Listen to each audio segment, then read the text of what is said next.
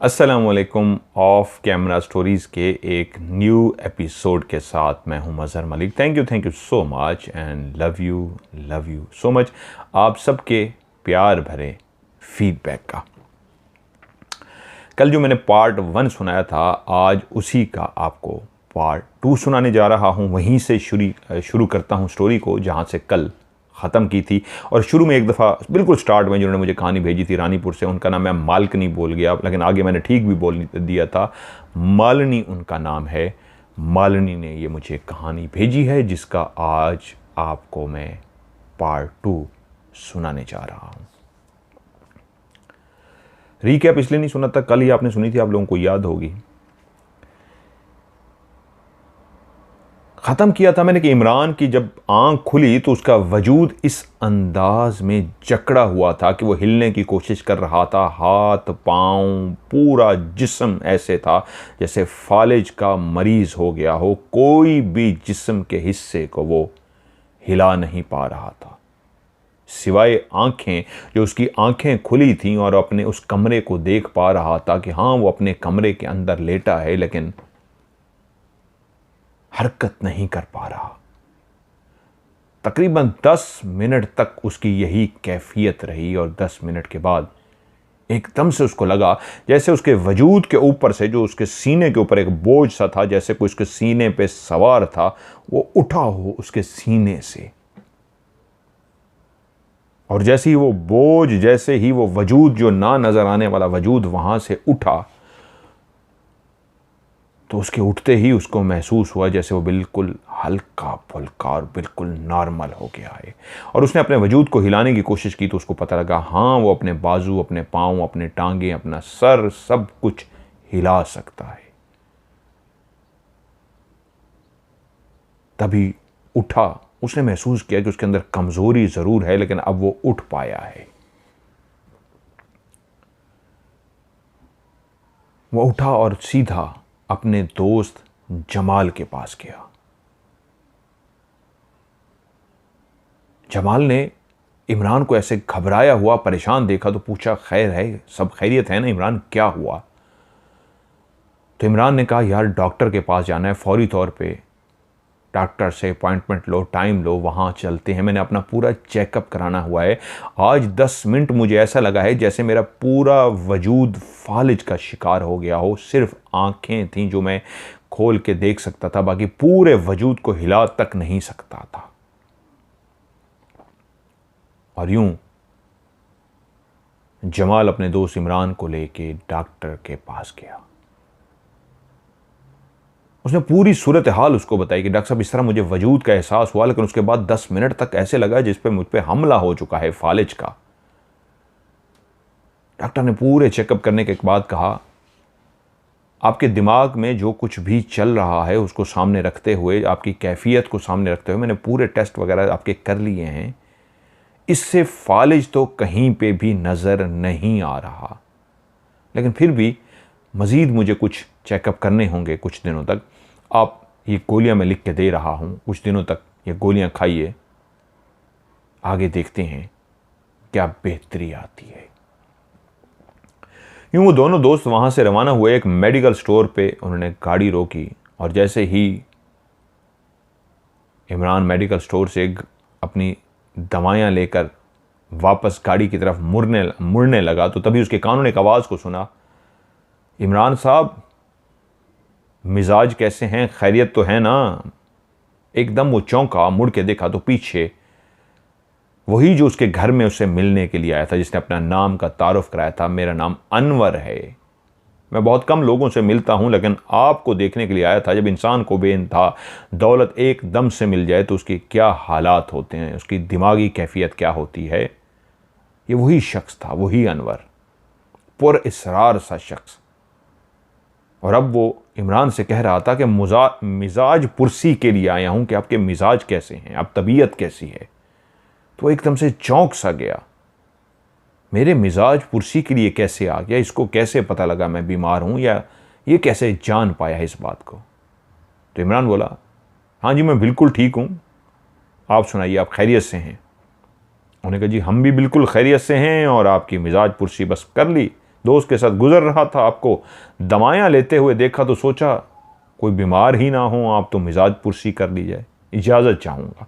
ये कहा और अनवर वहाँ से रवाना हो गया। फिर वो खड़ा कुछ देर तक अनवर को देखता रहा, जो बहुत ही अब मज़ीद पुरइसरार लग रहा था। वो गाड़ी में बैठा घर रवाना हो गया। जब रात को अपने बिस्तर पर जाने लगा तो उसने एक ख़ास मुलाजिम को अपने पास बुलाया और उसे कहा, मैं तुम्हारी ड्यूटी लगा रहा हूँ, तकरीबन मैं 12 बजे सो जाता हूँ, 12 बजे से पहले कोई ना कोई मैं किताब पढ़ता रहता हूँ। तुम्हारी ड्यूटी यह है कि हर घंटे के बाद तुमने मेरे कमरे में झांक कर देखना है। दिन सारा तुम सोते रहना, तुमने सिर्फ रात की ड्यूटी देनी है। हर थोड़ी देर के बाद या जब भी तुम्हें महसूस हो कमरे में आना है, तुमने अंदर आ जाना और चेक करना है कि क्या आया मैं बिल्कुल गहरी नींद सो रहा हूँ या मेरी आंखें अगर खुली हों तो फ़ौरन आके तुमने मुझसे बात करनी है। मुलाजिम बोला, जैसा आपका हुक्म सर। हाँ, एक और बात याद रखना, अगर मेरी आंखें बंद हैं तो इसका मतलब है मैं सो रहा हूं। अगर मेरी आंखें खुली हैं तो हो सकता है मेरा वजूद हिल ना पा रहा हो, तो मुझे हिलाना, मुझसे बात करना, और अगर मैं बात नहीं कर पा रहा, मैं नहीं हिल पा रहा, तो फौरी जमाल साहब को बताना। उसने कहा ठीक है। वो अपने कमरे में गया, जिस तरह उसकी आदत थी। उसने किताब उठाई और किताब पढ़नी शुरू कर दी। पढ़ते पढ़ते 12 बज गए और 12 बजे वो सो जाता था। 12 बजे वो अपने बिस्तर पर सो गया।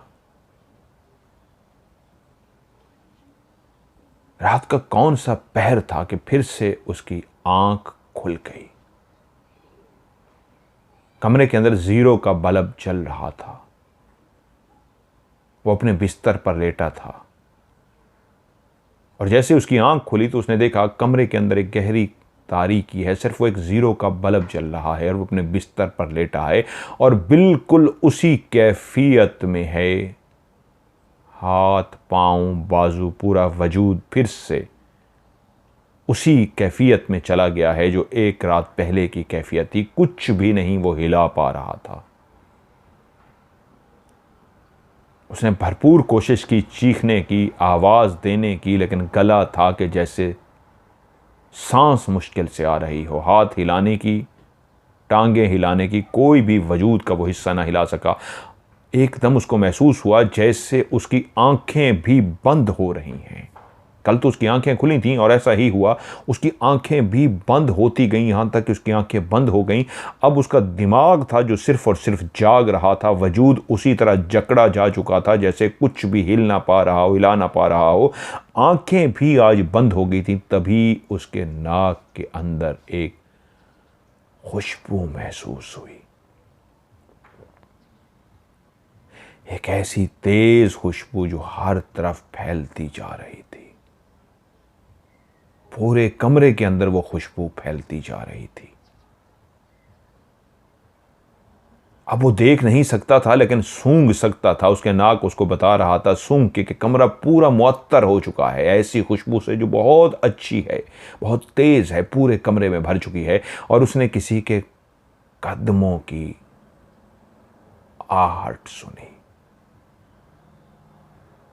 कोई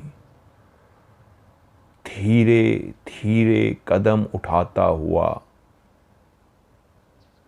चलता हुआ उसके बिस्तर के पास आ रहा था। लेकिन कान सुन रहे थे उस आवाज को, जो कोई भी था ऐसे नंगे पांव दबे कदमों चलता हुआ आ रहा था कि तभी उसके कानों ने उसको कहा कि उसके पांव में कोई पाजेब है, कोई पायल सी है।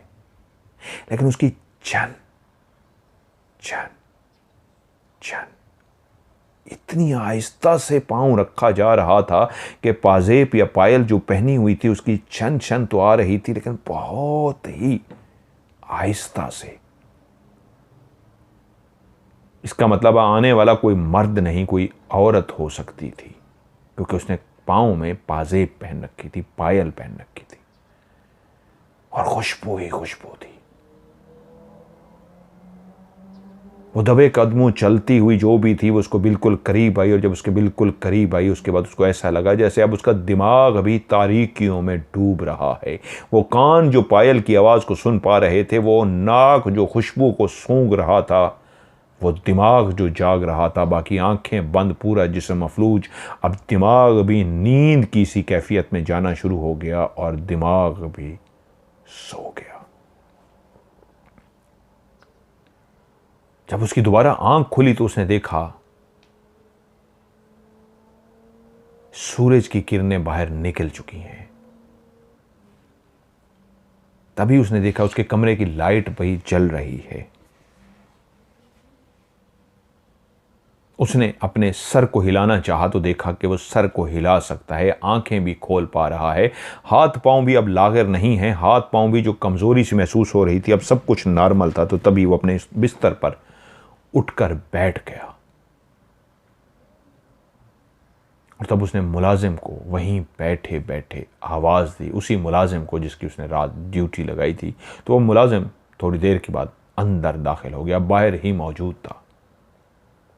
उसने मुलाजिम से कहा, कहाँ थे तुम? मैंने तुम्हारी रात ड्यूटी लगाई थी और तुम क्यों नहीं सारी रात अंदर आकर देखते रहे? वो मुलाजिम बोला, सर हर घंटे बाद मैंने अंदर देखा है, लेकिन सर ये रात के 3:30 बजे का वक्त था कि मैं बाहर ही बैठा था। थोड़ी देर पहले ही मैं आपके कमरे से चक्कर लगा कर आया था, आप सो रहे थे कि मैं बाहर आकर बैठ गया कि तभी मैंने एक तेज खुशबू महसूस की, बहुत ही तेज, ऐसी ज़बरदस्त खुशबू जो मैंने पहले कभी नहीं सूंघी थी, बहुत ही ज़बरदस्त थी, जो हर तरफ फैल गई। और मैं एकदम से खड़ा हो गया, ये खुशबू कहाँ से आ रही है? तभी मैंने एक पायल की आवाज़ सुनी, छन छन करती हुई पायल आपके कमरे से बाहर आ रही थी। अभी मैं मुड़ने ही लगा था, अंदर दाखिल ही होने लगा था कि मैंने आपके कमरे से एक इंतहाई खूबसूरत दुल्हन को बाहर निकलते हुए देखा। सर वो बहुत हसीन और जमील थी, मैंने इतनी खूबसूरत दुल्हन जिंदगी में नहीं देखी। उसका चेहरा, उसकी आंखें, उसके होंठ, उसकी पलकें, वो चेहरा नहीं था, ऐसा लगता था किसी और दुनिया से आई हुई परी हो, परी। वो बहुत खूबसूरत थी। उसने लिबास जो ज़ेब तन कर रखा था वो दुल्हन का लिबास था। उसने जेवरात भी ऐसे पहन रखे थे जैसे दुल्हन अपने दूल्हा के लिए तैयार होती है, और वो दुल्हन आपके कमरे से निकली। उसने मेरी तरफ देखा भी नहीं, और जहां जहां से वो गुजर रही थी हर तरफ खुशबू ही फैलती जा रही थी। ऐसी खूबसूरत दुल्हन देख के तो मैं ऐसा मस्त सा हुआ कि मेरी आंखें झपकना भूल गईं, और मैंने देखा मेरी आंखों के सामने वो दुल्हन चलती हुई सामने कॉरिडोर में गई और मुड़ते ही गायब हो गई। मैंने उसको कॉरिडोर में मुड़ते हुए देखा और उसके बाद मैं भागता हुआ आपके कमरे में आया। जब मैं अंदर आके देखा तो अंदर पूरा कमरा खुशबुओं से भरा हुआ था, वही खुशबू जो अभी वो दुल्हन अपने साथ लेकर गई थी। मैंने देखा आप सो रहे हैं, तो मैं भागता हुआ उसी कॉरिडोर में उसी तरफ मुड़ा जहां वो मुड़ी थी, लेकिन अब वो वहां पर नहीं थी। तो मैं फिर से आपके कमरे में आया, आपको आके देखा आप सो रहे थे। तो मैंने आपको जगाना मुनासिब नहीं समझा। आपने ही मुझे कहा था अगर आंखें खुली हो तो मुझे हिलाना, और मैं फिर बाहर बैठ गया। अभी जब आपने सुबह मुझे आवाज़ दी है तो मैं बाहर ही बैठा हुआ था। इमरान बोला, जाओ जमाल को बुला कर लाओ। जमाल जब अंदर दाखिल हुआ तो देखते ही इमरान से बोला, नवाब साहब सब खैरियत है ना? आज तो आपने गरीब को बिस्तर पे ही बुला लिया, क्या हुक्म है मेरे आका? तो इमरान बोला, मैं मजाक के मूड में नहीं हूं यार, आई एम टोटली सीरियस, मुझे तुमसे बात करनी है। जमाल बोला, हाँ हाँ बोलो यार, क्या बात है? और उसने उसको वो सारा वाकया सुना दिया। जमाल बोला, यार आज के दौर में मैं इन बातों को नहीं मानता, ये बहुत दकियानूसी बातें हैं, ये जिन भूत, ये इस तरह की बातें मैं इनके मानने वाला नहीं हूँ। होती होंगी लेकिन मेरी ये बात समझ में नहीं आ रही, बुलाओ ज़रा मुलाजिम को। और तब इमरान ने आवाज़ दी, वो मुलाजिम फिर से आया और कहा, इमरान ने कहा, जो कुछ देखा जमाल साहब को बताओ। उसने सब कुछ वो बता डाला। तो एंड पे जमाल बोला, जब वो उस कॉरिडोर से गुजरती हुई सीधे हाथ को मुड़ गई थी, तुम उसके पीछे क्यों नहीं गए? उसने कहा, सर मैं उसके पीछे गया था लेकिन वो वहां पे नहीं थी। तो जमाल बोला, तुम्हें उसको ढूंढना चाहिए था, एक औरत कहाँ गई हवेली में? उसने कहा, सर मैं इमरान साहब के कमरे में आया, देखा जब सो रहे हैं, तो उसके बाद मैं ढूंढने ही चला गया था, क्योंकि मैंने 1 घंटे बाद अब इनके कमरे में देखना था। तो मैं पूरी हवेली में उसको छान मारा, पूरी हवेली में उसका कहीं पे कोई वजूद नहीं था। उसके बाद जमाल ने और इमरान ने बाकी मुलाजमों से भी सुबह पूछ लिया कि किसी ने रात कुछ ऐसा, उनको बताया नहीं गया लेकिन तरीके से इस अंदाज में पूछा गया कि रात कुछ अजीब तो नहीं हुआ, तो सब ने कहा बिल्कुल रूटीन थी, कुछ भी ऐसा ख़ास नहीं हुआ। इसका मतलब वो वाकई गायब हो गई थी। इमरान बोला, यार मुझे डॉक्टर के पास जाना है, लेकिन उस डॉक्टर के पास नहीं, मैं किसी और डॉक्टर के पास जाना चाहता हूँ। उन्होंने नाश्ता वगैरह किया और सीधे डॉक्टर के पास गए, एक और अच्छे डॉक्टर के पास। तफसील के साथ मुआयना करने के बाद डॉक्टर ने भी जो उनको एंड में लफ्ज़ दोहराए वही थे जो कल वाले डॉक्टर ने उनको कहे थे 1 दिन पहले। उन्होंने कहा था, बज़ाहिर ख़ास तो कुछ ऐसा आपके अंदर नहीं, आप बिल्कुल नॉर्मल हैं, बिल्कुल ठीक हैं, लेकिन आपकी ये कैफियत क्यों हो रही है, दिमाग भी आपका नॉर्मल है, इसको मज़ीद देखना पड़ेगा। उन्होंने भी कुछ दवाएं लिख के दे दी और कहा आप इनको इस्तेमाल कीजिए। यूं दोनों दोस्त घर पहुंच गए। अब मुसलसल इसी टॉपिक पे बैठे बातें कर रहे थे कि ये क्या है। और जमाल बजीद था कि मेरी समझ नहीं आ रही कि तुम जो कहानी सुना रहे हो, मुलाजिम ने भी वही कहानी, खैर तुमने तो नहीं देखा, तुम तो एक पढ़े लिखे शख्स हो, लेकिन मुलाजिम ने जो कहानी सुना दी है, मुझे कहानी से ज़्यादा कुछ भी नहीं लग रहा, मैं खुद भी नहीं समझ पा रहा ये माजरा है क्या। वो काफ़ी सोचो बचार करते रहे, क्योंकि एक चीज़ तो कन्फर्म थी कि इमरान की हालत ऐसी हो जाती थी कि जिस्म लाग़िर सा हो जाता था, वो हरकत नहीं कर पाता था, आंखें तक नहीं खोल पाता था, सिर्फ दिमाग जागता था, और ऐसी सूरत हाल से वो खुद परेशान हो रहा था। और वो दोनों दोस्त बाहर लॉन में ही बैठे थे। ये कोई तकरीबन शाम के 4 बजे का वक्त था कि एकदम से वही तेज खुशबू हर तरफ फैल गई, जो तेज खुशबू सोते हुए इमरान ने सूंघी थी।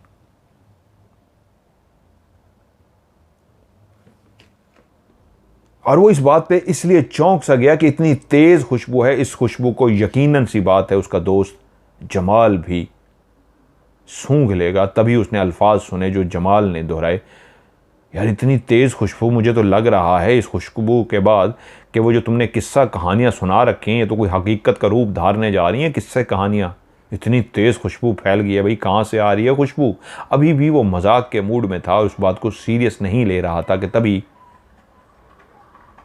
इमरान ने देखा कि जमाल का चेहरा घूमा और उस खुशबू को महसूस करने के लिए उसने अपने चेहरे को घुमाया था, और उसने देखा उसकी आंखें एक जगह पर रुक सी गई हैं। और जब इमरान ने उन आंखों का पीछा किया कि वो किस तरफ देख रहा है, तो उसने देखा गेट खुल रहा है और गेट के अंदर से वो ही हसीनो जमील दुल्हन अंदर दाखिल हो रही है। उनके घर का मेन डोर खुला था और उसके अंदर से वो हसीनो जमील दुल्हन, जिसका जिक्र उस मुलाजिम ने किया था, अंदर दाखिल हो रही है। और वो दुल्हन चलती चलती चलती बिल्कुल उन दोनों के सामने आकर खड़ी हो गई। जैसे ही इमरान की नज़र उस दुल्हन पर पड़ी तो उसको लगा अब उसका वजूद फिर से जकड़ता जा रहा है, उसका सिवाय आंखें और गर्दन के कोई वजूद का हिस्सा काम नहीं कर रहा, जैसे फिर से उस पर फालिज का अटैक हो गया हो। जैसे ही उसकी गर्दन ने उस दुल्हन को देखा तो साथ साथ जिस तरफ वो चलती हुई आ रही थी, तो गर्दन भी खुद ब खुद उसी अंदाज में घूमती जा रही थी, सिवाय गर्दन थी जिसको वो हिला पा रहा था। और जब वो बिल्कुल सामने आकर खड़ी हो गई तो गर्दन और आंखें उसी को देखे जा रही थी। वो गर्दन हिलाना चाहता था, जमाल की तरफ देखना चाहता था कि जमाल से कह सके अब यकीन आ गया, देख चुके इस हसीना को, वो जो किस्से कहानियों की बात कर रहे थे हकीकत का रूप धार चुकी, खुशबू को सूंघ चुके, और जैसी उसने नक्शा खींचा था हसीनो जमील दुल्हन का, एक परी का, जो किसी और जहां से आई हो, परी इतनी खूबसूरत जो जिंदगी में कभी इससे पहले ना देखी हो, वो ऐसी ही थी।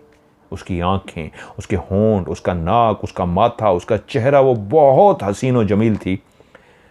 लेकिन अब वो इतना जान गया था, उसका दिमाग जो इस वक्त शऊर में था, इसका दिमाग जो जाग रहा था, बाकी जिस्म काम नहीं कर रहा था, दिमाग उसको कह रहा था तुम इसके शहर में जकड़े जा चुके हो,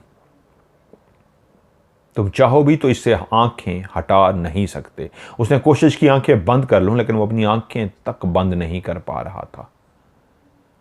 तभी उसने देखा वो हसीना महजबी कुछ बोली थी, उसके होंठ हिल रहे थे, वो खड़ी कुछ कह रही थी। लेकिन ये क्या, उसके कान उस आवाज को नहीं सुन पा रहे थे। हाँ, दिमाग ये जरूर सोच रहा था कि पास बैठा मेरा दोस्त क्या इस आवाज को सुन पा रहा है। वो तो यहां तक भी गर्दन नहीं घुमा के देख पा रहा था कि पास बैठा हुआ दोस्त जो जमाल है, उसकी इस वक्त क्या हालत है। और वो महजबीन, वो हसीना सामने खड़ी कुछ बोलती रही। चारों तरफ खुशबू ही खुशबू थी कि उसने देखा कि उसकी आंखें बोझल हो रही हैं। ना सिर्फ बोझल हो रही हैं, बल्कि उसको नींद सी आ रही है, और वो सो गया। उसकी जब आंख खुली तो अपने कमरे में था। कमरे में जीरो का बल्ब चल रहा था। उसने देखा कि उसके जिस्म के अंदर इतनी कमजोरी है, वो हरकत करना चाह रहा है, हरकत कर पा रहा है, लेकिन बहुत ही कमजोरी है। उसका गला बहुत खुश्क हो रहा था, उसको शदीद प्यास लग रही थी। वो अपने बिस्तर से उठा और साथ रखी हुई टेबल पे शीशे का गिलास और जो जग रखा हुआ था उसकी तरफ उसने अपना हाथ बढ़ाया कि जग में से पानी भरे और पी सके। कि तभी एक बैत तेजी के साथ जग के साथ आकर टकराया और उस लकड़ी ने जग को नीचे फर्श पर गिराया, और फर्श पे गिरते ही शीशे का जग टुकड़े टुकड़े हो गया। तभी उसकी निगाह उस लकड़ी के बैत को पकड़े हुए शख्स की तरफ गई, जिस छड़ी से जान के इस जग को नीचे गिरा दिया गया था कि यह पानी ना पी सके, इसका गला ऐसा खुश्क ही रहे। और जो भी था वो कोई इंसान ही था जो बिल्कुल सामने खड़ा था। तब उसने देखा वही अनवर जिससे वो मिल चुका था अपने हाथ में एक बड़ी सी छड़ी लेके खड़ा था, और उसी छड़ी से उसने जल्दी से उस जग को नीचे गिरा दिया था। एकदम वो गुस्से में आया और बोला इमरान उससे, तुम्हारी जुर्रत कैसे हुई मेरे बेडरूम में दाखिल होने की। तभी वो अनवर बोला, जो अनवर को गुस्से से देखता है वो कभी खुश नहीं रह सकता, इसलिए अनवर को कभी गुस्से से ना देखना। आज उसका लहजा बहुत बदला हुआ था, उसकी टोन ही अलग थी। तभी उसने कहा, अनवर को जो भी गुस्से से देखता है वो हमेशा जिंदगी में जलीलो ख्वार होता है। अब तुम्हें मेरी बात सुननी होगी, बल्कि पल्लू से बांधनी होगी। नहीं बांधोगे तो याद रखना कभी जिंदगी में सुख चैन नहीं पा सकोगे। जरा अपने माजी को टटोलो, तुम पर बात वाजे हो जाएगी कि कोई ना कोई ऐसा हादसा जरूर तुम्हारी जिंदगी में रूनुमा हो रहा है जिसने तुमसे जिंदगी का हर सुख चैन छीन लिया है। तुम्हारी बेटी, तुम्हारी बीवी और वो साथ नौकरानी मेरी अमल के रास्ते की सबसे बड़ी रुकावट थी। मैंने उन तीनों को मार डाला। नौकरानी बीच में आ गई, वो भी मर गई। मारना तुम्हारी बेटी और तुम्हारी बीवी बानो को था, वो तीनों मैंने मार दिया। अपने रास्ते में आने वाली हर रुकावट को मैंने खत्म कर दिया, ऊपर पहुंचा दिया। कल जो तुम्हारा दोस्त है जमाल, मैं उसको भी ठिकाने लगाने ही वाला था कि फिर मैं रुक गया। अब भी मैं चाहूं तुम्हारे दोस्त जमाल को ठिकाने लगा सकता हूं। बस इतना याद रखो, मेरी बात नहीं मानोगे तो हमेशा एक पुरअसरार बीमारी में मुब्तला रहोगे। और सिर्फ इसका एक ही हल है, अगर तुम। और वो चुप कर गया। इमरान बोला, कहना क्या चाहते हो, बात मुकम्मल करो। क्या मैं? उसने कहा, अगर तुम इस पुरअसरार बीमारी से बचना चाहते हो, सुख चैन हासिल करना चाहते हो, तो तुम्हें मेरी हसीनो जमील बेटी शमा से शादी करनी होगी। वो एकदम से चौंका। हसीनो जमील बेटी शमा? कहीं आप उस दुल्हन की बात तो नहीं कर रहे जिसको मैं, मेरा नौकर, और कल मैंने उसको बैठे हुए देखा था, जिस लम्हे मैं नींद की आगोश में गया था और अभी मेरी आंख खुली, उससे पहले तो मैंने उसी लड़की को देखा था। तो अनवर बोला, हाँ वही शमा, हसीनो जमील शमा मेरी ही बेटी है। तुमने अकेले कल उसे नहीं देखा, तुम्हारे दोस्त जमाल भी उसको देख चुका है। तुम दोनों उसको देख चुके हो। और जमाल ने जब उसको देखा तो मैं चाहता तो उसी वक्त उसको ख़त्म कर देता, लेकिन मैंने नहीं किया। क्या करूं? बेटी के हाथों मजबूर हूं। बेटी का तुम पे दिल ला गया है और बेटी की ही ख्वाहिश है कि तुम्हें कोई दुख ना पहुंचे, तुम्हें कोई तकलीफ ना हो। सो उसी की ख्वाहिश का एहतराम करते हुए चाहता हूं तुम्हें कोई दुख और तकलीफ ना हो। बस बेहतरी इसी में है। तुम्हारी जिंदगी का एक ही हल है, शमा से शादी कर लो, सुखी हो जाओगे। नहीं तो अभी तो तुम्हें अंदाजा नहीं तुम्हारे साथ जो कुछ आगे होने वाला है। गुस्से से एकदम बोला, ये कौन सा तरीका है? आपकी बेटी माना हसीनो जमील है, आप एक बाप हैं और अपनी बेटी की शादी कराना चाहते हैं। शादी तो एक नेक अमल है, इसमें कोई गलत नहीं है, लेकिन ये कौन सा तरीका है जिस तरीके आप मुझसे कह रहे हैं और मेरे बेडरूम में आके ये बात कर रहे हैं? और कौन से रास्ते की बात कर रहे हैं कि जिस रास्ते के लिए आपने मेरी बीवी, मेरी बेटी और नौकरानी तक को मार डाला? मुझे जानना है उस रास्ते के बारे में। तो अनवर बोला, हर चीज का एक वक्त और टाइम होता है, सब पता चल जाएगा, लेकिन अभी नहीं। अभी फिलहाल मुझसे और किसी टॉपिक पे बहस मत करो। इसी में तुम्हारी बेहतरी है कि तुम्हारा दोस्त भी जिंदा रहेगा और तुम भी इस पुरअसरार बीमारी से निकल जाओगे। बस शादी के लिए हां कर दो। इमरान बोला, फिलहाल तो आप मेरे कमरे से निकल जाइए, मैं अभी इस टॉपिक पे बात भी नहीं करना चाहता, अब निकलिए यहां से।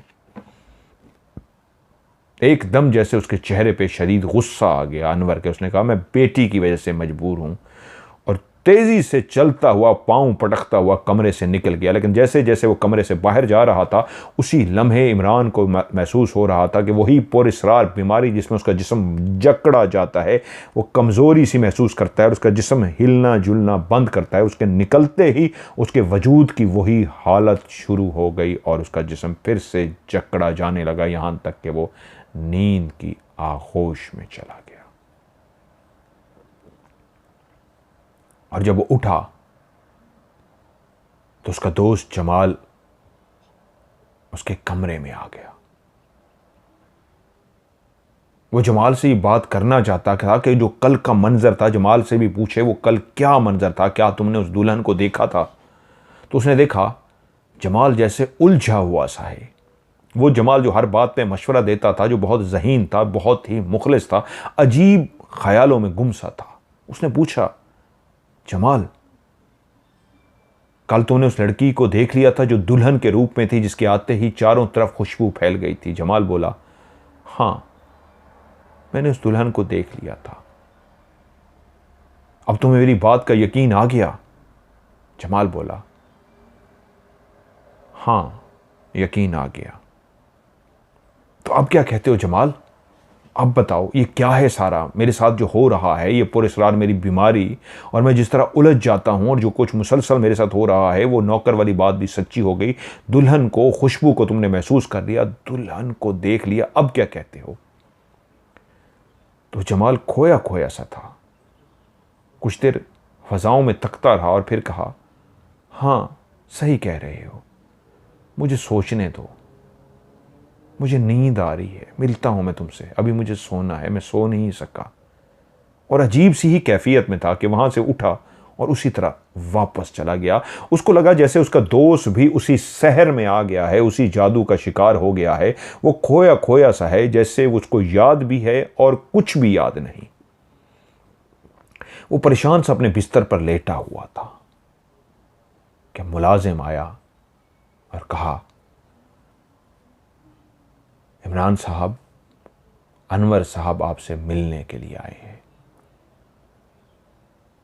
वो समझ चुका था, वो जो जाते हुए उसको टाइम देकर गया था, गुस्से में पांव पटकता हुआ गया था, कह के गया था, तुम्हें मैं मुख्तसर सा टाइम दे रहा हूं, मैं अभी वापस लौटूंगा और तुमसे जवाब मांगूंगा। वो फिर आ चुका था, लेकिन मैं तो इमरान सोच रहा था एक और कैफियत में था, नींद की सी कैफियत में था। क्या वो सब सच था? क्या ये आया था? क्या इसने जग तोड़ा था? क्या मुझसे बातें हुई थी कि उसने देखा उसी लम्हे कमरे के अंदर अनवर दाखिल हो गया, और अनवर ने दाखिल होते ही पहला जवाब उसको दिया, हाँ वो सब हकीकत था जो तुम सोच रहे हो। क्या अनवर आया था? क्या गिलास टूटा था? क्या ये सब कुछ हुआ था? वो सच था। मैं तुम्हें मोहलत दे के गया था कि शमा से शादी कर लो, तो क्या सोचा तुमने? पुरअसरार बीमारी का शिकार रहना है या शमा से शादी करनी है? मुझे फैसला चाहिए। उसी लम्हे उसने सोचा, अगर मैं शमा से शादी नहीं करूंगा, दोस्त भी मेरा शहर का जादू का शिकार हो चुका है, मैं भी एक पुरअसरार बीमारी का शिकार हूं, और इनकार की सूरत में मेरे पास कोई और रास्ता बचा ही नहीं है कि सिवाय इसके कि मैं हां कर दूं। तो उसने कहा, हां मुझे शमा से शादी मंजूर है। तभी वो बोला, ठीक है, हमारे रस्म व रिवाज, हमारे तरीके से, जो हमारा तरीका है, उस हिसाब से तुम्हें शादी करनी होगी। उठो और शादी के लिए रवाना हो मेरे साथ। वह एकदम से चौंक गया कि ये कैसी शादी है, इतनी जल्दी शादी कौन करता है? हमें आपस में मिलना चाहिए, हमें एक दूसरे को देखना चाहिए, हमें एक दूसरे से बात करनी चाहिए, उसके बाद हम एक दूसरे से शादी कर लेंगे। मैंने हामी भर ली है, हाँ मैं उससे शादी करने को तैयार हूं, लेकिन इस अंदाज में तो कोई भी शादी नहीं करता। तो अनवर बोला, तुम्हारे पास टाइम नहीं है, इसी लम्हे तुमने फैसला करना है। और तब उसको लगा कि फिर से उसका जिस्म इस अंदाज में जकड़ा जा रहा है कि उसको लगा कि उसके वजूद के अंदर से चिंगारियां निकलनी शुरू हो गई हैं, उसके वजूद के अंदर एक आग भरनी शुरू हो गई है। उसके वजूद के अंदर एक ऐसी आग भरती जा रही थी कि उसको लग रहा था कि अगर ये आग इसी तरह जलती रही तो वो जलकर भस्म हो जाएगा।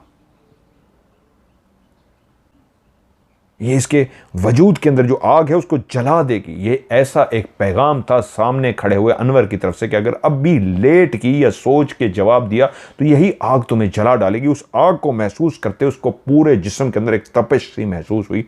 तभी उसने जल्दी से कहा, हाँ हाँ मैं राजी हूं, क्योंकि वो जान चुका था कि शख्स के आने से जो मुझे तकलीफ पहुंचती है, और अभी जिस तरह मैंने सोचने के लिए टाइम मांगा और मेरे वजूद में आग लग गई, तो ये कुछ भी कर सकता है। उसने कहा, मैं राजी हूं। तभी अनवर ने कहा, खड़े हो, और उसका हाथ पकड़ लिया और उसका हाथ पकड़ के उसको उसके कमरे से बाहर ले आया। अजीब ही मंजर था। वो अपने घर की गैलरी में से गुजर रहा था, कोई भी मुलाजिम उन दोनों की तरफ देख तक भी नहीं रहा था, और उसका हाथ थामे आगे बढ़ता हुआ जा रहा था। वो बाहर दरवाजे की तरफ जाने के बजाय हवेली की पिछली साइड की तरफ जा रहा था। ये मुझे कहां लेके जा रहा है, वो अपने दिमाग से सोचता हुआ पीछे की तरफ जब गया तो उसने देखा पीछे बिल्कुल एक कमरा सा था, बहुत ही पुराना, शायद इस हवेली का सबसे पुराना कमरा वही था जो कई सालों से बंद था। वहां तो रहता ही कोई नहीं था जब वो यहां पहुंचा था, और 15 दिन में उसने अपनी मर्जी के सारे रेनोवेट करवाई थी, हवेली को सेट करवाया था, तब इस कमरे की तरफ आया था तो उन्होंने कहा था हुजूर ये कब से ऐसे बंद है, इसको बंद ही रहने दें, इसके अंदर पता नहीं कैसी हालत है। तो उसने कहा था इसको छोड़ो, जब किसी ने रहने को ही तैयार नहीं है तो मैं इसको क्या साफ करवाऊं। वो बंद ही रहने दिया गया था। और वाकई मुलाजिम भी नहीं जानते थे उस बंद पुराने कमरे का राज, कि वो जमाल उसको हाथ से पकड़े हुए बिल्कुल पीछे वाली साइड पे उसी कमरे के सामने पहुंचा और दरवाजे को उसने हाथ लगाया तो ऐसा था दरवाज़ा खुद ब खुद खुलता गया। जैसे ही दरवाज़ा खुला तो बाहर सूरज की जो किरणें थी उस कमरे के अंदर दाखिल हो गई, अंदर रोशनी सी फैल गई। वो उसको लेकर अंदर दाखिल हुआ और जैसे ही एक साइड पे पहुंचा तो एक दीवार के ऊपर वो ऐसे अपना हाथ मार रहा था जैसे कुछ ढूंढ रहा हो। ढूंढते ढूंढते एक जगह पे उसके हाथ में क्या आया कि खड़ा इमरान देख रहा है, उसने उसको जोर से दबाया तो उसी जगह पे जहां पे दोनों खड़े थे उनके सामने बिल्कुल एक दरवाजे की तरह हल्का सा सिरक सा गया हिस्सा, जैसे वो लॉक में था और उसका लॉक खुला हो। जैसे वो लॉक सा खुला और उसी लम्हे अनवर आगे बढ़ा और उसने जोर लगा के उसको धक्का दे के अंदर की तरफ खोल दिया। एक भारी भरकम दरवाजा था। इसके खुलते ही बिल्कुल नीचे सीढ़ियां नजर आ रही थी, जैसे किसी तय खाने की सीढ़ियां होती हैं। इमरान हैरान परेशान था। उसके आबाओ अजदाद की यह हवेली थी, लेकिन कोई भी नहीं आज तक जान सका था कि इस हवेली के अंदर कोई तय खाना भी है जिसकी ऐसी सीढ़ियां भी हैं। और तभी अनवर बोला रुको यहीं पे। उसको वहीं पे छोड़ के अनवर उन सीढ़ियों के नीचे उतर गया जो घुप अंधेरे के अंदर थी। सूरज की रोशनी सिर्फ ऊपर वाली एक दो सीढ़ियों को दिखा रही थी, जिससे वो अंदाजा लगा सका था कि नीचे सीढ़ियां हैं। बाकी उसको नजर कुछ नहीं आ रहा था कि अनवर चलता हुआ नीचे उतर गया। उसका दिल किया कोई यहां से भाग जाए, लेकिन वो अब हरकत भी नहीं कर सकता था। उसको इतना मालूम था कि वो उसी के जादू में आ गया है, उसी के सहर में आ गया है, वो नहीं कुछ कर सकता। तभी उसने देखा कि वो सीढ़ियों से चढ़ता हुआ ऊपर आया और उसके हाथ में एक शमा थी, एक ऐसी शमा जो लकड़ी की बनी हुई थी और उसके ऊपर आग जल रही थी। उसने एक हाथ में वो शमा पकड़ी और दूसरे हाथ से फिर से उसने इमरान का हाथ पकड़ा और उसको लेके सीढ़ियों के नीचे उतर गया। इमरान भी उसके साथ जब सीढ़ियों के नीचे उतर रहा था तब उसको अंदाजा हुआ वो एक तय खाने के अंदर दाखिल हो रहे हैं और काफी ज्यादा सीढ़ियां थीं। काफी ज्यादा सीढ़ियां तय करने के बाद जब वो नीचे पहुंचे तो नीचे ऐसा बड़ा सा हवेली के नीचे जैसे एक बड़ी सी हवेली हो, राहदारियां ही राहदारियां थी, दरवाजे ही दरवाजे नजर आ रहे थे। लेकिन सीढ़ियों के नीचे उतरती ही पहली पहली चीज जो उसको महसूस हुई वो खुशबू थी जो हर तरफ फैली हुई थी। वही खुशबू जो उसने नींद में आंखें बंद थीं, कानों ने पायल की आवाज़ सुनी थी और नाक ने उस खुशबू को सूंघा था। ये वही खुशबू थी, ये वही खुशबू थी जो दूसरी दफ़ा वो और जमाल बैठे थे, हर तरफ खुशबू फैल गई थी और दरवाजे से वो दुल्हन दाखिल हुई थी तो खुशबू आई थी। ये वही खुशबू थी जो हर तरफ फैली हुई थी, अंबर की खुशबू हर तरफ फैली हुई। लेकिन जब वो नीचे उतरा तो उसका हाथ लेके उसको आगे बढ़ रहा था। वो हैरान हो रहा था अपनी हवेली के अंदर चलते हुए। पुराने दौर के जैसे बादशाहों के मेहराब बने होते हैं, गोल से दरवाज़ों की तरह होते हैं जिनके दरवाजे नहीं होते, ऐसे रास्ते ही रास्ते थे। मुझे याद है जब मैं बहावलपुर किरल ड्रावड़ के अंदर शो करने के लिए गया था तो वहाँ पे भी जब हम नीचे उतरे थे तय खानों में तो ऐसा ही रास्ता था कि आप जाएं तो ऐसी भूल भलैयाँ कि वापस नहीं आ सकते। वही आपको वापस लेके आएगा जो उन रस्तों से वाकिफ़ होता है। और अनवर ही था जो उन रस्तों से वाकिफ़ था। वो आगे इस तरह बढ़ रहा था, कभी सीधे हाथ मुड़ जाता, कभी उल्टे हाथ मुड़ जाता, जैसे उसको सारा नक्शा याद हो, जबकि वो सोच रहा था वो कभी भी यहाँ से वापस ना जा सके। इतना बड़ा एक नीचे महल था, एक इतनी बड़ी नीचे हवेली ही थी जिसके दरवाजे ही दरवाजे थे। ऐसे दरवाजे जो गोल से बने होते हैं, लकड़ी का आगे दरवाजा नहीं होता, खुले हुए थे। उनको उनके आगे और रास्ते से रास्ता निकल रहा था, रास्ते से नाश्ता निकल रहा था। और वो उसी बसी हुई खुशबू जो हर तरफ नीचे फैली हुई थी, उसी खुशबू को सूंघते हुए आगे बढ़ते बढ़ते एक बहुत बड़े हाल नुमा कमरे में पहुंचे। और जैसे उस कमरे में पहुंचे तो उसकी आंखों ने एक मंजर देखा। सामने एक बहुत बड़ा बुत था जो रखा हुआ था, शैतान की शक्ल का बुत। और उस बुत का जो पेट था वो अंदर से खाली बनाया गया था और उसके अंदर आग जल रही थी।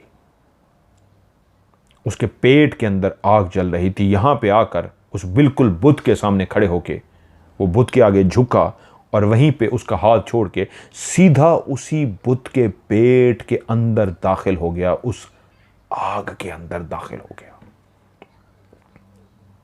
कैसा भयानक मंजर था, खूब अंधेरा, और इस हाल में सिर्फ रोशनी थी तो उस आग की वजह से, जो उस बड़े से शैतान के पेट के अंदर, उस बुत के पेट के अंदर जो आग जल रही थी, उसी आग की रोशनी से यह हाल नुमा कमरा नजर आ रहा था। बाकी हर तरफ अंधेरा ही, खूब अंधेरा था। और उसके साथ आया हुआ अनवर भी अब उसी आग के अंदर दाखिल होकर गायब हो गया था।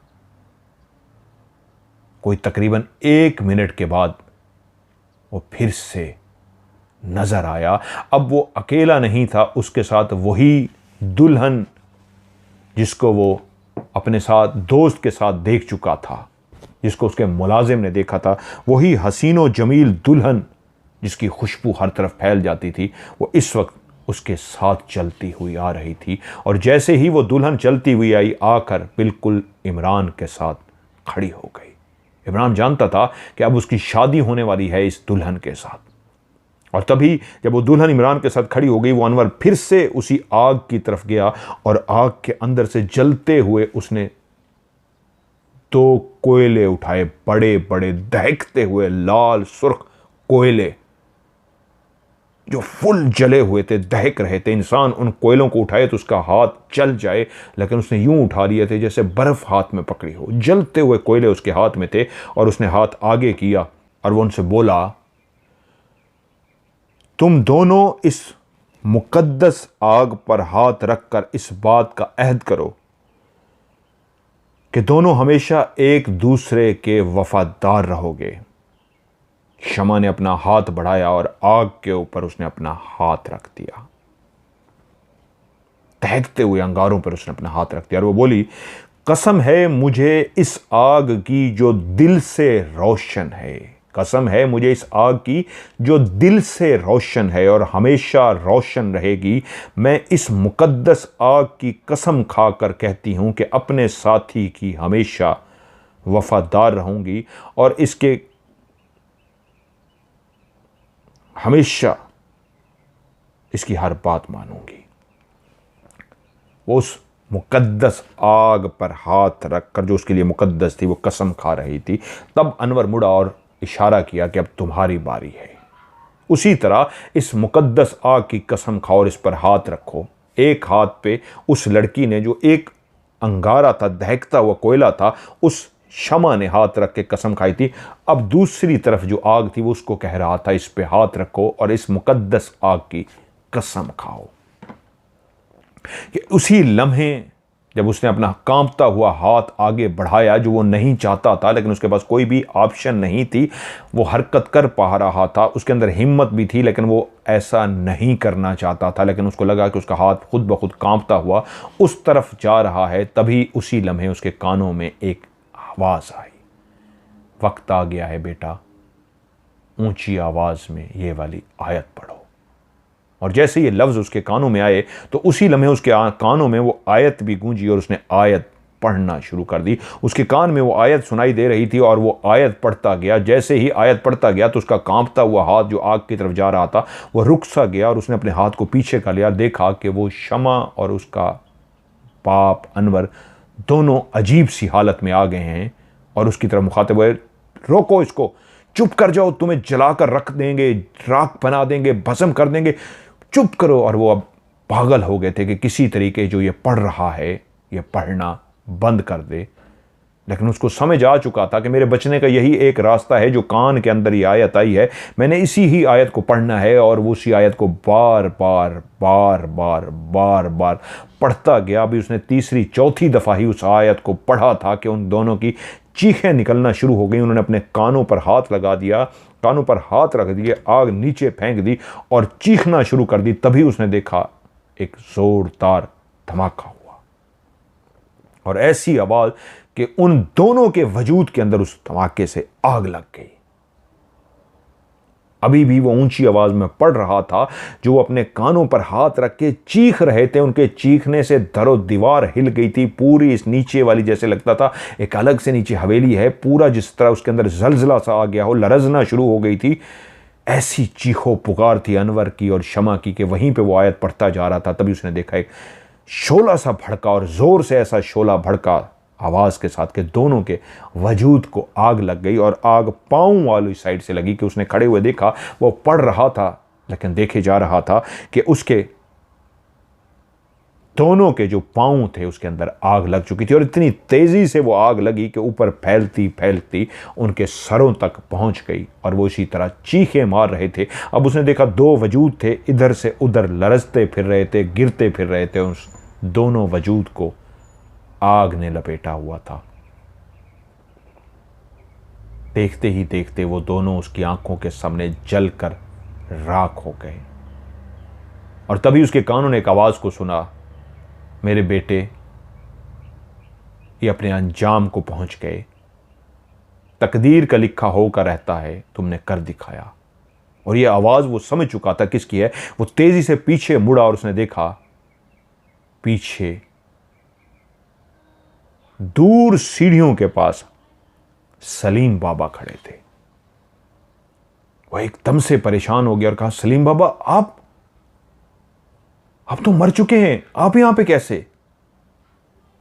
तो सलीम बाबा ने कहा, हां मैं तुम्हें बचाते बचाते, तुम्हारे मामा से लड़ते लड़ते इस दुनिया को छोड़ चुका हूं। मेरा वजूद अब इस दुनिया में नहीं है। हां एक ये भी राज है जो तुम जान नहीं सकते दुनिया वाले, बस इतना बताने के लिए आया हूं। मैंने इस अमल को मुकम्मल करना था और आज तकदीर ने इतना मुझे मौका दिया, मैं मुकम्मल करने आ गया हूं। मैं तुम इंसानों में से अब नहीं हूं बेटा। तुम्हारे माँ बाप भी इसी सदियों से चलते हुए शैतानी अमल का शिकार हो गए थे।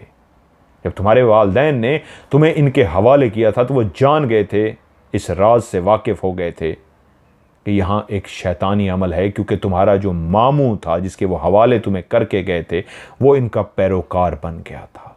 और जब तुम्हारे वालिदैन को इस राज से पर्दा उठ गया था तो वो जान चुके थे कि अब वो जिंदा नहीं रह सकेंगे, इसलिए उन्होंने तुम्हें तुम्हारे मामू के हवाले कर दिया था। लेकिन मैं उस वक्त इतना कामिल नहीं था। हाँ मैं वज़ाइफ की दुनिया में आ चुका था लेकिन मैं कामिल नहीं था। मेरे मुर्शिद ने मेरे ज़िम्मे लगाया था कि मैं ही इस अमल को मुकम्मल करूंगा, लेकिन तुम्हारे हाथों से ये मुकम्मल होगा। वक्त के मैं इंतज़ार में रहा और जब तुम्हें मैंने ख़त लिख के बुलाया और तुम आए और तुम बेहोश हो गए तो तुम्हारे मामू से ही मैं लड़ते लड़ते, मेरे वजूद ने इस दुनिया को छोड़ दिया था। लेकिन अभी अमल मुकम्मल नहीं हुआ था। सदियों से इस शैतानी पैरोकार के मानने वाले अभी बाप बेटा जिंदा थे और उनका अगला काम था तुमसे शादी कराना। अगर शमा की तुमसे शादी हो जाती, मैंने तुम्हें कहा भी था और तुमने मुझसे पूछा था, मैंने कहा था वक्त पे जवाब दूंगा, अगर ये शादी हो जाती तो ये शैतान बहुत ताकतवर हो जाते। ये आग के पुजारी थे, लेकिन मेरे मुर्शिद ने इतना कहा था वक्त आने पे सब होगा। बस तुम्हें इतना बता दूं मेरे बच्चे, वक्त आ गया था और तुम्हारे ही हाथों इनका खात्मा होना था। और बस मुझे इतनी मोहलत थी कि मैं आके तुमसे आखिरी लम्हे तुम्हारे कान में ये बता सकूं कि वक्त आ गया है और पढ़ो। और तुमने मेरी आवाज़ को सुन के पढ़ा और यूं इन पुजारियों का, आग के पुजारियों का खात्मा हुआ। एक सदी इख्तिताम को पहुंची। अब मुझे जाना होगा। बस इतना याद रखना, ज़िंदगी में कभी गरूर ना करना मेरे बेटे, और कभी भी इस तय खाने की तरफ मत आना। यूं याद रखना कि जैसे यहाँ पे कोई तय खाना है ही नहीं, ऐसे यहाँ पे कुछ था ही नहीं, इसको भूल जाना और अपनी ज़िंदगी में लौट जाना और बिल्कुल नॉर्मल इंसान की तरह ज़िंदगी गुजारना। तुम बहुत से सवाल मुझसे पूछना चाहते होगे इस हवेली से, इस तय खाने के हवाले से, इन बाप बेटा के हवाले से। बस इतना कहूँगा, जितना पूछोगे उलझ जाओगे, जितना इन शैतानों के बारे में और जानोगे, कहीं ज़िंदगी में फिर किसी परेशानी में, उलझन में ना पड़ जाओ। जब इंसान फिर इन चीज़ों की गहराई में जाता है तो फिर फंस जाता है। इसलिए कहूँगा छोड़ो, जो होना था वो हो चुका, जो अधूरा काम था वो तुमने मुकम्मल कर दिया। अब जाओ अपनी ज़िंदगी को लौट जाओ, और जो वो तुम्हें मैंने गहने दिए थे, अगर वो तुम्हारे पास हैं तो उनको आग में फेंक देना। इमरान पूछना चाहता था कि बाबा इस गहनों का क्या राज था कि मेरी बीवी ने पहुंचा, तो वो मुस्कुरा पड़े कि मैं तुम्हारे दिल के अंदर मौजूद सवाल को जान गया हूं, बस इतना कहना, ज्यादा ना पड़ना इसमें। वो जो तुमने गहने पहने थे तुम्हारी बीवी ने, उसी शैतान ने मारा था। उनको पता लग गया था गहना पहना गया है, और जब गहना निकाला गया और पहना गया तो वो जान गया था, और इसलिए उसने तुम्हारी बीवी, बच्ची और नौकरानी को रास्ते से हटा दिया। बस बेटा और सवाल ना करना मुझसे, मैं इजाज़त चाहूँगा, मुझे वापस लौट के जाना है। खुदा हाफिज़ मेरे बेटे। ये उन्होंने आखिरी जुमला कहा और थोड़ा सा ही आगे की तरफ गए और गायब हो गए। और वो हैरान इस बात पे था कि वो राहदारी, वो कॉरिडोर, वो काफ़ी जगहों से गुजरता गुजरता यहाँ तक आगे पहुँचा था, लेकिन हैरान इस बात पे था कि उसके सामने सीढ़ियाँ कैसे आ गईं। हैरान इस बात पे था, सलीम बाबा उसके सामने जो खड़े थे सीढ़ियों पे खड़े थे। ये सीढ़ियाँ तो बहुत दूर थीं, वो तो कई रास्तों से चलता हुआ यहाँ तक आके पहुँचा था। तब उसको ऐसा लगा जैसे सलीम बाबा उसको सीढ़ियों तक पहुँचा गए हैं। उसने पीछे मुड़ के देखा, कोई भगवान का बुत, भगवान कह रहा हूँ सॉरी, कोई शैतान का बुत जिसकी वो पूजा कर रहे थे वो नहीं था। क्योंकि भगवान लफ्ज़ मेरे मुंह से निकल गया। मैं भी रिस्पेक्ट करता हूँ सबकी अकायद की, दिल से इज़्ज़त करता हूँ, मैं किसी को वो नहीं करता। लफ्ज़ उनने जो मुझे स्टोरी में लिखा मैं वही इस्तेमाल करूँगा। एक बुत था जो उनने पूजा के लिए, शैतान की पूजा के लिए बनाया हुआ था। और तब उसको जब सीढ़ियाँ नज़र आ गई तो वो चलता हुआ सीधा सीढ़ियों की तरफ गया और सीढ़ियों से चढ़ता हुआ ऊपर उसी कमरे में पहुँच गया जिस कमरे से वो दाखिल हुआ था। और उसके बाद पीछे देखे बगैर वो चलता हुआ अपनी हवेली में पहुँच गया। जब हवेली में गया तो उसका दोस्त जमाल बिल्कुल होश में जैसे आ चुका था। वो जो पहले बहकी बहकी बातें कर रहा था वो अब उसकी बातें ख़त्म हो चुकी थी और वो हैरान था। उसने पूछने के लिए, कहाँ चले गए थे तुम? मैं तुम्हारे कमरे में तुम्हें देख आया, कहाँ थे? और उसने उसको वो सारा वाक़या सुना दिया। और तब उसको जमाल ने कहा, हाँ यार मैं भी उलझ गया था, मैं वाकई अजीब सा था, अभी कुछ देर हुई है मैं ऐसे नॉर्मल सा हूँ, मुझे खुद भी नहीं याद कि मेरा टाइम कैसे गुजरा है। वो लड़की तो मुझे थोड़ी सी याद है लेकिन ज़्यादा कुछ बातें याद नहीं है। वाकई तुम ठीक कहते हो, मुझे मानना पड़ेगा मैं भी इस जादू और सहर का शिकार हो गया था। कुछ दिन वो वहीं पे रहे और कुछ दिन के बाद दोनों ने फैसला किया, क्या ख्याल है यार उस कमरे में चला जाए, उस कमरे में चल के हम देखें। और वो दोनों दोस्त चलते हुए उस कमरे में गए। उस कमरे का कोना कोना छान मारा, कहीं कोई दरवाज़ा या कहीं पे कोई तय खाना नहीं मिल सका। उसके बाद भी कई दफ़ा वो दोनों दोस्त अंदर गए ढूंढने के लिए, लेकिन कभी भी किसी तय खाने को नहीं ढूंढ सके। और जब मरने लगा इमरान तो उसने अपनी ये ज़िंदगी की कहानी लिख डाली कि ये राज मेरे तक ही मौजूद था, लेकिन अब मैं इस दुनिया से जाने लगा हूँ तो अपनी इस हवेली का राज भी दुनिया को मैं बताता जाऊं। और वो इसको कहानी को लिख गए जो मुझे मालिनी ने भेजी, और ये कहानी मैंने आपको सुनाई। कैसी लगी आप लोग मुझे ज़रूर नीचे कमेंट सेक्शन में इस कहानी के बारे में बताइएगा। आप लोग भी मुझे अपनी कहानियाँ भेजिए, इंशाल्लाह आपकी कहानियों को भी प्रोग्राम का हिस्सा बनाऊँगा। भेजने के लिए मेरा व्हाट्सअप का नंबर है 0092, 00 इसलिए लगाता हूँ पाकिस्तान में या कुछ मुल्कों में 00 लगता है, आपके मुल्क में जो भी लगता है प्लस लगता है या जो भी आप देख लें। 0092 313665550। रिपीट करूंगा 0092 313665550। ये मेरा व्हाट्सअप का नंबर है, इस पर आप मुझे कहानी लिख के भी भेज सकते हैं, वॉइस मैसेज रिकॉर्ड करके भी भेज सकते हैं। दोनों सूरतों में आप मैसेज लिख के भेजें या रिकॉर्ड करके भेजें। आखिरी लफ्ज़ आपने लाजमी स्टोरी इंग्लिश में या उर्दू में या फिर OCS लिख के भेजना, यानी आखिरी लाइन लिखी होनी चाहिए OCS, या फिर लिख दें स्टोरी, तो मैं समझ जाऊंगा आपने मुझे कहानी भेजी और आपकी कहानी प्रोग्राम में शामिल हो जाएगी। आज की OCS से मज़हर मलिक को दीजिए इजाज़त। अपना ढेर सारा ख्याल रखिएगा। खुदा हाफिज़।